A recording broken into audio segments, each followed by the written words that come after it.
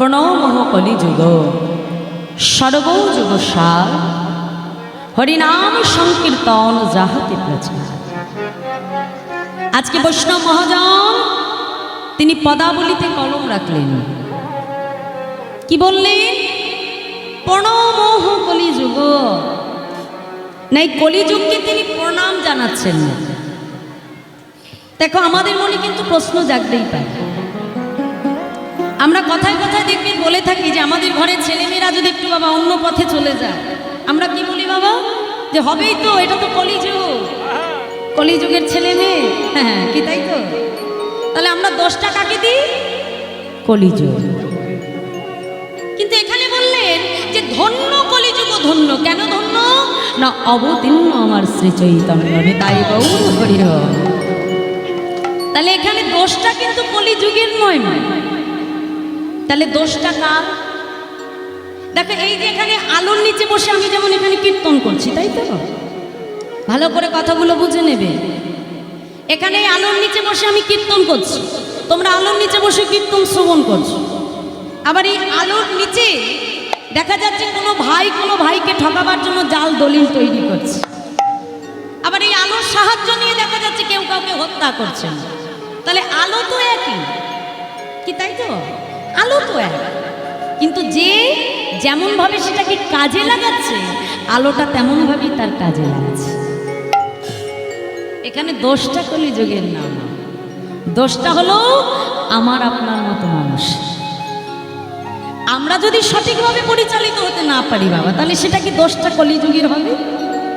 হ্যাঁ, দোষ কলিযুগের। আমরা যদি আমাদের সন্তানকে সঠিকভাবে মানুষ তৈরি করতে না পারি, তাহলে দোষ কি করে কলিযুগের হয়? দোষ হলো আমার আপনার মতো পিতা মাতা। দেখো, আমাদের ঘরের ছেলে মেয়েদের যে যদি আমরা জিজ্ঞাসা করি, বলো তো বাবা আমাদের কলিযুগের নাম কি, বা আমাদের কলিযুগের ভগবান কি, আমরা যদি প্রশ্ন করি, আমাদের ঘরে কজন ছেলে মেয়ে আছে তারা সঠিক উত্তরটা বলতে পারবে বাবা? কি তাই তো? যদি তাকে প্রশ্ন করি যে আমাদের কলিযুগের ভগবান কে, এই কলিযুগে আমরা এসেছি, আমাদের ঘরের ভগবানকে, দেখো আমাদের ঘরের ছেলেমেয়েরা বলতে পারবে না, অধিকাংশই পারবে না। কিন্তু তাদেরকে যে যদি প্রশ্ন করো যে বাবা তুমি দেবকে চেনো, হ্যাঁ কি মা, তাদেরকে খুব ভালো করেছে, চিনবেই তো। সন্ধ্যা হলেই যে আমরা টিভি সিরিয়ালগুলো খুলে বসে থাকি, আমরা যদি টিভি সিরিয়াল দেখে বসে থাকি, তাহলে আমাদের ঘরের ছেলে মেয়ে সেগুলোই শিখবে। আর যে ঘরে দেখবে হরি নাম হচ্ছে, যে ঘরে রীতিমতো ভাগবত চর্চা হয়, যে ঘরে হরি কথা হয়, তাহলে সেই ঘরের সন্তান ছোট থেকে যা দেখবে মা, সেই শিক্ষা পেয়েই বড় হয়। আমরা যদি আমাদের ঘরের ছেলে মেয়েদের সঠিক পথে আনতে না পারি, শাস্ত্রে বলছে যে বেদ ও বিদ্যাও বহু কিছু না কি জানো, ভগবানকে পাওয়ার জন্য বেদ বিদ্যা পাণ্ডিত্য লাগবে। আমরা যদি মনে করি যে আমাদের স্কুলের একটু 4-5টা বই পড়ি আমাদের সন্তানকে আমরা শিক্ষিত তৈরি করব, প্রকৃত মানুষ তৈরি করব, তাহলে কিন্তু মাগো, যদি স্কুলের বইটা পড়ে ডিগ্রি লাভ করেই যদি প্রকৃত সন্তান মানুষ করা যেত মা, তাহলে শহরের বুকে ওই বড় বড় বৃদ্ধাশ্রমগুলো তৈরি হতো না।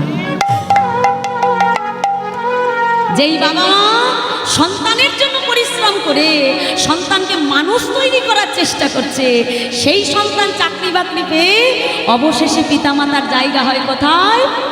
বৃদ্ধাশ্রম। তাহলে আমরা কি পারলাম বাবা আমাদের সন্তানকে সঠিক শিক্ষা দিতে? মহাজন বললেন অবশ্যই সন্তানকে জাগতিক শিক্ষা দেওয়া উচিত। সন্তান যদি প্রকৃত মানুষ তৈরি করতে চাও, তুমি জাগতিক শিক্ষার পাশাপাশি তাকে পরমার্থিক শিক্ষাও দান করো। যদি এই দুই শিক্ষা দিয়ে সন্তানকে শিক্ষিত করতে পারো মা, তাহলে সেই ঘরের বাবা মাকে কখনো বৃদ্ধাশ্রম যেতে হয় না। জানবে সে সন্তান প্রকৃতই তোমার মানুষ তৈরি হয়েছে। আর এই মানুষ তৈরি করবার জন্য কলিযুগের সব থেকে সহজ পদ তৈরি করে দিলেন আমার চৈতন্য মহাপ্রভু। কোনো কিছু করতে হবে না, বললেন হরির নাম হরির নাম হরির নামই বকে বলা কলো নাস্তেব গতি রন্যথা। বললেন হরি নাম বিনা আমাদের জীবের গতি নাই, গতি নাই। গতি না। তাই আজ পদাবলিতে কলম দিয়ে বলছে, দেখো দেখো দৌড়মতি অতি পতিত পাষণ্ডে, দৌড়মতি অতি পতিত পাষণ্ডে, দৌড়মতি অতি পতিত পাষণ্ডে, দৌড়মতি অতি পতিত পাষণ্ডে, প্রাণে না মারিল কারে, দূরমতি অতি পতিত পাষণ্ডে, প্রাণে না মারিল কারে, হরি নাম দিয়া হৃদয় শোধিল, হরি নাম দিয়া হৃদয় শোধিল, হরি নাম দিয়া হৃদয় শোধিল, হরি নাম দিয়া হৃদয় শোভিল, যাচিয়া জীবের দ্বারে দ্বারে, হরি হরি নাম দিয়া হৃদয় শোধিল, যাচিয়া জীবের দ্বারে দ্বারে আজ যেচে সে যে নাম দিল, হরি হরি বল। নাম দিল, আজ যেচে সে যে নাম দিল, আর যেতে নাম দিল, জীবের দ্বারে দ্বারে ঘরে ঘরে যেচে সে যে নাম দিল, জীবের ঘরে ঘরে দাঁড়ে দাঁড়ে যেছে নাম দিল, জীবের দ্বারে দ্বারে ঘরে ঘরে যেচে সে যে নাম দিল, জীবের দাঁড়ে দাঁড়ে ঘরে ঘরে আজ ধরল গ্রহণ কর বলে, হরি হরি বল। দাঁড়ে আজ ধরল গ্রহণ কর বলে,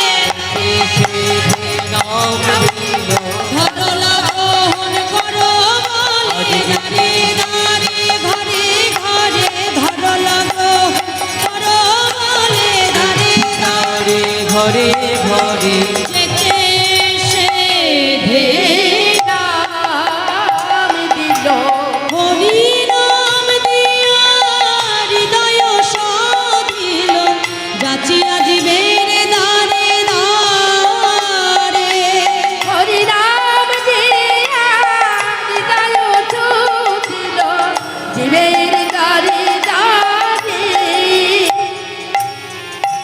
দূরমতি অতি পতিত পাষণ্ডে, প্রাণে না মারিল কারে, হরি নাম দিয়া হৃদয় শোধিল, যাচিয়া জীবের দ্বারে। এই কলিযুগে আমার মহাপ্রভু জীবের হাতে ধরে পায়ে ধরে হরি নাম দিয়েছিলেন। দেখো আমরা সত্যযুগে যে ভগবানকে দেখেছি, তাই তো? সত্যযুগে আমার প্রভুর হাতে কি ছিল বাবা? শঙ্খ, চক্র, গদা, পদ্ম। ত্রেতা যুগে প্রভু রামচন্দ্রের হাতে কি ছিল? কি ছিল মায়েরা? মনিটরটা একটু বাড়াও দাদা, মনিটর বসে যাচ্ছে। ত্রেতা যুগে কি ছিল? ধনু, তাই তো? আর দাপরে ভগবান কৃষ্ণচন্দ্রের হাতে কি ছিল? সুদর্শন চক্র। তাহলে কলিযুগে আমার মহাপ্রভুর হাতে কোনো অস্ত্র দেখতে পাই? কি গো মায়েরা, কথা বলো। অস্ত্র দেখতে পাই না, তাই না? তাহলে আমার মহাপ্রভু তিনি কিন্তু আমাদের জন্য কোনো অস্ত্র আনেনি। তিনি কি বলেছেন? এবে অস্ত্র না ধরিব, প্রাণে কারো না মারিব, হরি নামে চিত্ত শুদ্ধি করিব সদা। এই কলিযুগে আমার মহাপ্রভু তিনি কোনো অস্ত্র ধরেনি। এই কলিযুগে তিনি কি এনেছিলেন? হরিনামামৃত সুধা। যেটা জীবের হাতে ধরে পায়ে ধরে প্রভু দিয়েছে। দাদা নিতাই চাঁদকে সঙ্গে লয়ে নদীয়ার রাজপথে দাঁড়িয়ে নদেবাসীকে ডেকে ডেকে বলছে, নদেবাসী ধরলা ধরলা কিশোরীর প্রেম নিতাই ডাকে হরি হরি তাই ডাকে আয় ধরলা কিশোরীর প্রেম নিতাই ডাকে ধরলো কিশোরীর প্রেম নিতাই ডাকে আয়। নিতাই ডাকে আয় আমাদের গৌর ডাকে আয় তাই ডাকে আয় আমাদের গৌর ডাকে আয় আজ নিতাই ডাকে আয় আমাদের গৌর ডাকে আয় তাই ডাকে আয় আমাদের গৌর ডাকে আয় ধরলো কিশোরীর প্রেম নিতাই ডাকে আয় নিতাই গৌর হরি হরি বল। তাই ডাকে আয় ধরলো কিশোরীর প্রেম নিতাই ডাকে আয় ধরলো কিশোরীর প্রেম নিতাই ডাকে আয়। আজ শান্তিপুর ডুবু ডুবু নদে ভেসে যায় শান্তি হরি হরি বল। ডুবু নদে ভেসে যায় আজ শান্তিপুর ডুবু ডুবু নদে ভেসে যায় শান্তিপুর ডুবু ডুবু নদে ভেসে যায় আচ্ছা মায়েরা, আজকে আমরা কোথায় এসেছি গো? হ্যাঁ, বৃন্দাবন। তোমাদের এই জায়গাটার কি না? করলা। তা আজকে করলা কি আছে? করলা নেই কি গো মায়েরা? করলা আছে আজকে? কি হয়েছে? বৃন্দাবন। বাহ, শাস্ত্রে বলছে যেদিন যেখানে হয় হরিনাম সংকীর্তন সেথায় যদি হয় সুমধুর ভক্ত সমাগম, যদি আমাদের সবার হয় এক মন, না হয় তবু মন, সেই তো নিত্য নবদ্বীপ, সেই তো মধুময় শ্রীধাম বৃন্দাবন। নিতাই গৌর হরি বল। তাহলে এটা আজকে আমাদের করলা নেই গো, তাই তো? কি হয়েছে? নব বৃন্দাবন, নব নবদ্বীপ ধাম, কি তাই না? তাহলে দেখো, নবদ্বীপে আসলে শুধু বসে থাকলে হবে না, একটু কাজও করতে হবে, ঠিক আছে? তাহলে একটু আমার সঙ্গে হাত তোলো দেখি সবাই মিলে, একটু বাহু তুলে, হ্যাঁ সবাই মিলে করতালি দিয়ে দিয়ে তোলো তোলো তোলো, পেছনে মায়েরা হাত তোলো, হ্যাঁ বাহ। দেখি আমার সঙ্গে একসাথে করতালি দিয়ে বলো, আজ শান্তিপুর হরি হরি বল। নদে ভেসে যায় আজ শান্তিপুর ডুবু ডুবু নদে ভেসে যায়। শান্তিপুর ডুবু ডুবু নদে ভেসে যায় আমার কুল ভাঙিয়া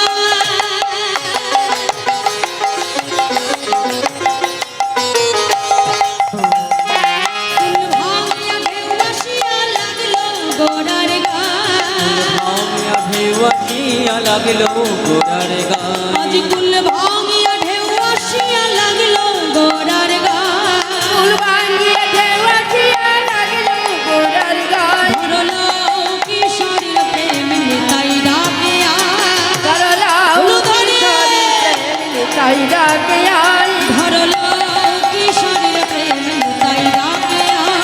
ধরলো কিশোরীর প্রেম নিতাই ডাকে আয়। আজ নিতাই ডাকে আয় আমাদের গৌর ডাকে আয়। তাই ডাকে আয় আমাদের গৌর ডাকে যায় আচ্ছা, আজকে কারা কারা ডাকছি গো মা?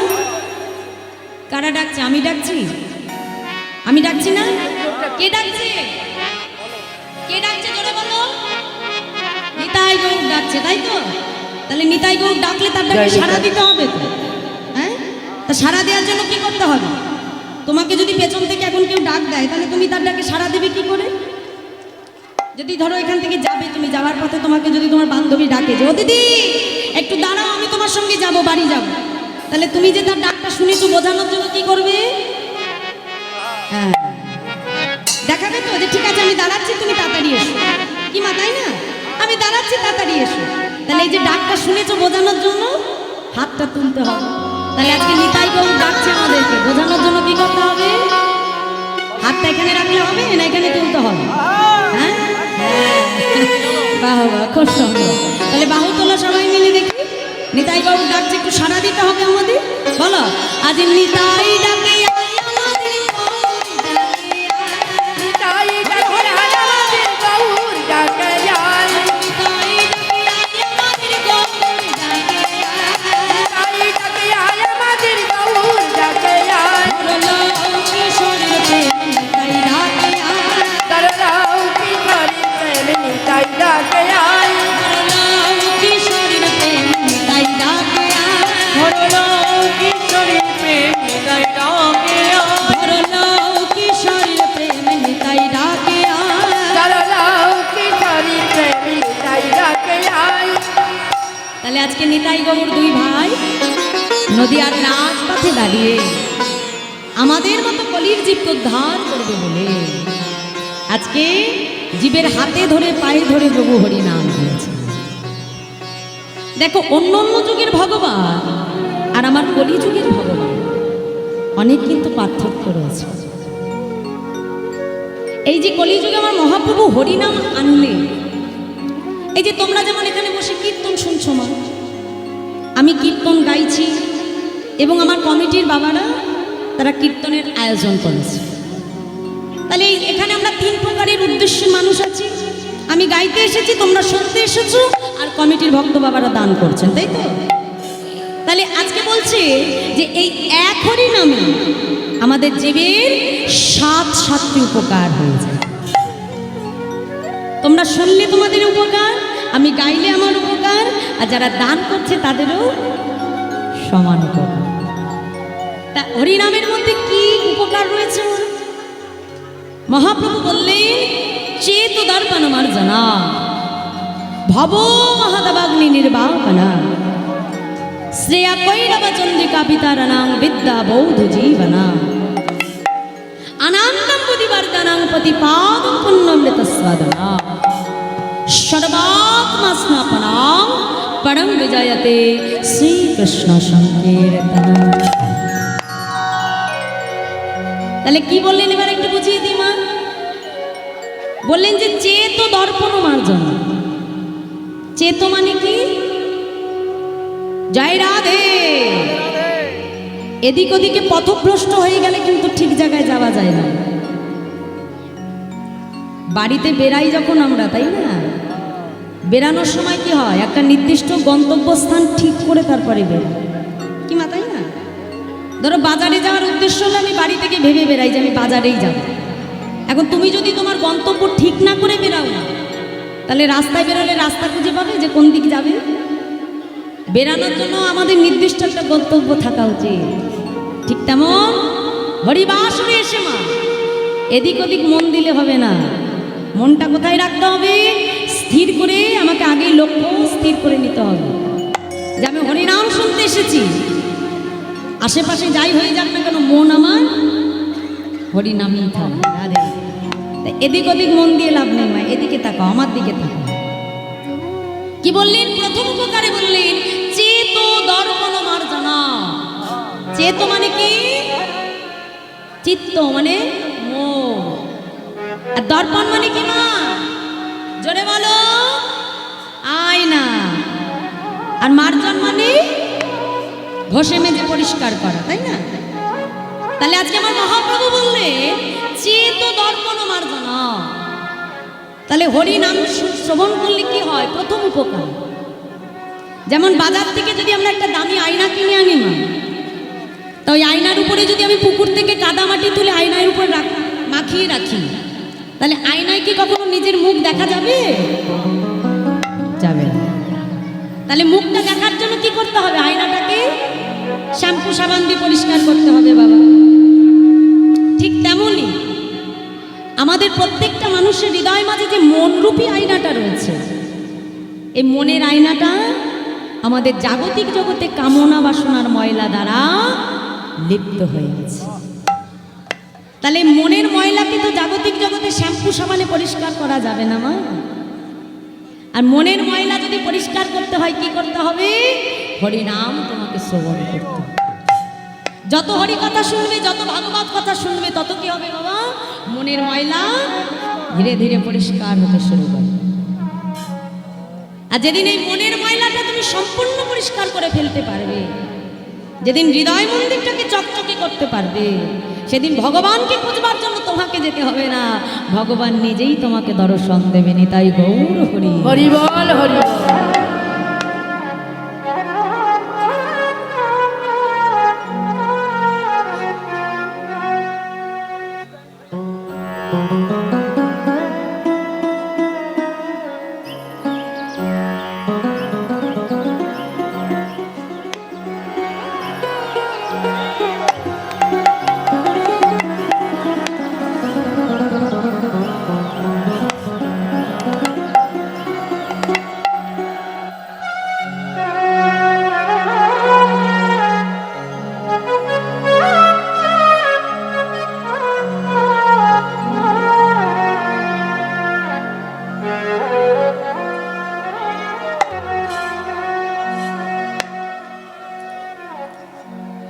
তাহলে প্রথম উপকারে কি বললেন মা?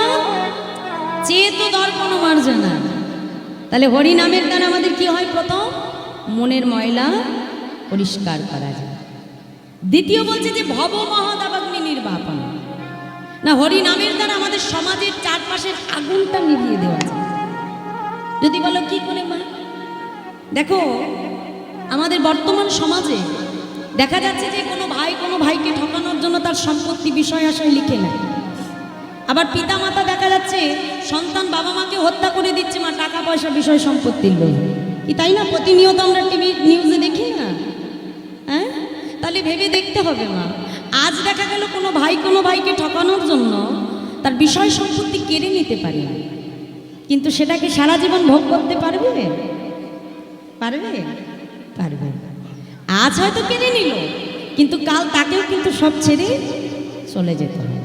তাহলে এই জাগতিক জগতের বিষয় সম্পদ কোনো কিছুই আমার না। এই জাগতিক জগতে কোনো কিছুর মালিক আমি নই। এসেছিলাম শূন্য হাতে, চলে যাব শূন্য। তাহলে এই কথাটা যদি একবার কোনো ভক্তের মনে ঢুকে যায় না, কেউ যদি এই কথাটা আমরা একবার হৃদয় দিয়ে চিন্তা করে দেখি, তাহলে দেখবেন মা ওই ঘরে ঘরে বিষয় সম্পত্তির লোভে আর ভাইয়ে ভাইয়ের মারামারি হবে, ভেদাভেদ হবে। কিন্তু আজকাল আমরা সেটা দেখবার বদলে কি করি? টিভি সিরিয়ালগুলো দেখে দেখে আরও কে কিভাবে কাকে ঠকাতে পারে সেই দিকে আমরা এগিয়ে যাচ্ছি বেশি। কি সত্যি কথা তো মা? কিন্তু আমাদের দেখো ওই টিভি সিরিয়ালের মধ্যে কিন্তু এই শিক্ষাগুলো কখনো দেবে না। এই শিক্ষা যদি জীবকে নিতে হয় কোথায় আসতে হবে? হরিবাসরে আসতে হবে। যত হরি কথা শুনবো, যত কৃষ্ণ কথা শুনবো, ততই আমাদের মনের মধ্যে পরিবর্তন হতে শুরু করবে। তাহলে একমাত্রই হরি নামের দ্বারা জীবের মনকে পরিবর্তন করা সম্ভব বাবা। তাই বললেন ভব মহাদাবাগ্নি নির্বাপনা। তৃতীয় কি বললেন? শ্রিয়া কৈরব চন্দ্রিকা। চন্দ্রিকা শব্দের অর্থ হলো চাঁদের আলো। যেমন চাঁদের আলোতে একটা শালুক ফুল প্রস্ফুটিত হয়, ঠিক এই কলিযুগে গোড়ারূপে চাঁদের আলোয় আমাদের কলির জীবের ভক্তিরূপী শালুক ধীরে ধীরে বিকশিত হতে শুরু করেছে। আর কি বললেন? শ্রেয়া কৈরব চন্দ্রিকা বিতারণাং বিদ্যাবোধ জীবন। হরিনামকে আমার মহাপ্রভু তিনি নারী জাতির সঙ্গে তুলনা করলেন। যেমন এই জগতে একজন নারী বাবা নিজের স্বরূপ সত্তাকে জগতে সবার সামনে প্রকাশ করে না, ঠিক তেমনি এ জগতে কিন্তু হরিনাম সবাই গ্রহণ করতে পারে না। তাই মহাপ্রভু হরিনামকে স্ত্রী জাতির সঙ্গে তুলনা করলেন। তাই বললেন যে বিদ্যাবোধ জীবনা। আর কি বললেন? আনন্দম বুদ্ধিবর্ধন। হরিনামের প্রত্যেকটা পদে পদে রয়েছে আনন্দ আনন্দ আনন্দ। এই যে দেখো আমরা যতক্ষণ হরিবাসনের মধ্যে থাকবো মা, আমাদের কারোর মনে কোনো দুঃখ কষ্ট নেই, আছে কি? নেই। কিন্তু যেই এখান থেকে বেরিয়ে যাবে এই আনন্দ থাকবে? থাকবে। তাহলে হরিবাসনে যতক্ষণ থাকা যায় ততক্ষণই জীবের মধ্যে আনন্দ। তাই বলছে আনন্দ প্রতিবর্ধনা প্রতিপাদন পুণ্যামৃত স্বাদনা। হরিনামের প্রত্যেকটা পদে পদে রয়েছে পুণ্য অমৃতের স্বাদ। আর কি বললেন? সর্বাত্মা স্নাপন। এই এক হরি নামে সর্ব আত্মার স্নান হয়ে যায়।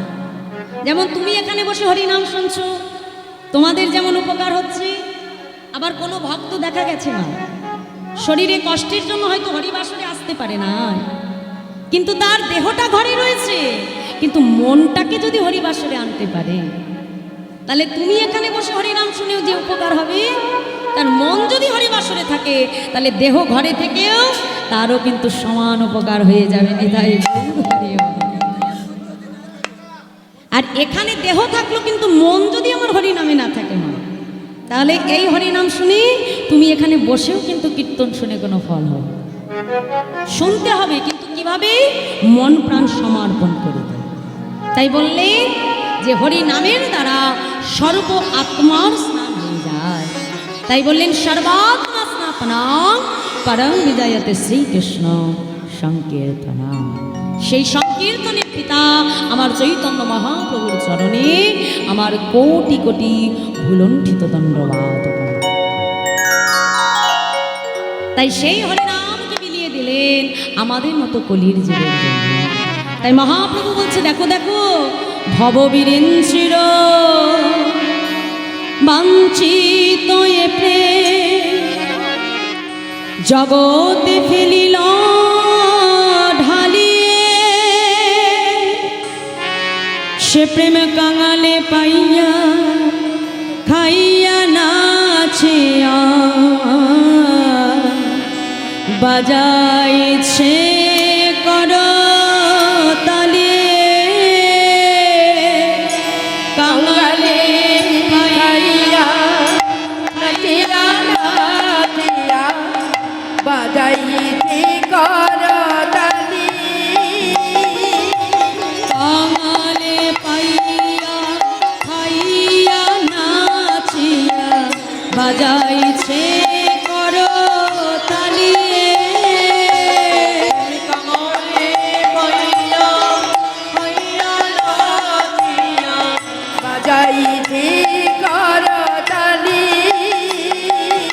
আজি কাঙালের ধন কাঙাল পেল, আজি হরি হরি কাঙাল কাঙাল পেল, আজি কাঙালের ধন কাঙাল পেল, আজি কাঙালের দাড়ি কাঙাল পেল, আজি কাঙালের ঠাকুর ঘরে এলো, কাঙালের ধন কাঙাল পেল, আজি কাঙালের ঠাকুর ঘরে এলো, কাঙালের দাড়ি কাঙাল পেল, আজি কাঙালের ঠাকুর ঘরে এলো, কাঙালের ধন কাঙাল পেল, কাঙালে ঠাকুর ঘরে এলো,